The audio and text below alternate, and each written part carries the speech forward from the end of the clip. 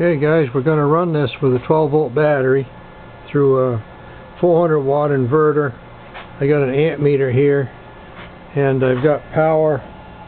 Green light is on. I'm going to turn up the speed here a little bit.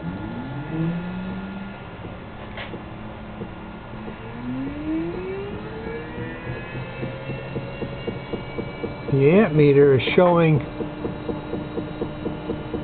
about, it was 1 amp. I'm not sure why it's not showing hardly anything. That's kind of weird. Anyway, it's drawing about 1.5 amps from the battery, and so that's what I have to replace. It's 1.5 amps, 12 volts.